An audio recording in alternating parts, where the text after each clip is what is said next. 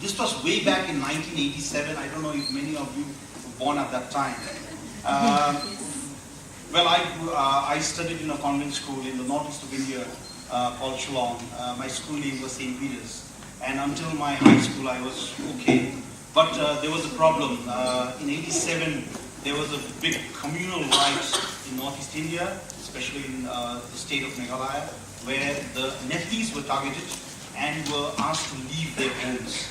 And we had to leave everything and just come back because we had a home here in Nepal, in east of Nepal, and so with the whole family we came back. But I wanted to pursue my education. And when I was in school, I always wanted to be a pilot for my love in driving. Slowly as it progressed, when I took my enrollment, I was a science student like many of you, or many not of you. Thinking of the career of being not a medical person because I didn't like the biology part of science, so I took up physics and chemistry and not biology and mathematics. So thinking that I'd be an engineer one day. And at that time, it was very difficult. I had to support myself, look for work, not have a place to stay because I couldn't get a hostel. So circumstances compelled me to a situation where I had to start working. And it was my headmaster, the school that I graduated from, was very kind enough, and he knew the type of situation that we Nepalese went through. So he offered to give me a job as an assistant hostel warden. So I just had to look after the schools. And I think circumstances is such that it is something that forces you to develop some skills. So at a very, very young age, right after maybe 16, 17 years ago, I took up the responsibility of working. When I was doing my, we call it pre-university science at that time, which is 11 and 12 basically. So when I was in grade 11, I started working and supporting myself. And I think at that time, I had a very good mentor.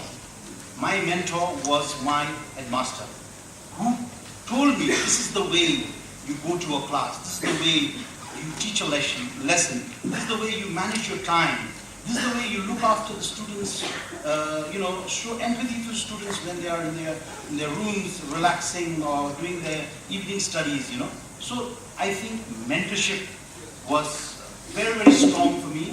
And because I looked up to him, because he was my headmaster, and he guided me, so that was something that I got. And at that time, we had, I used to go to the college in the day, and in the morning and evening I used to help out.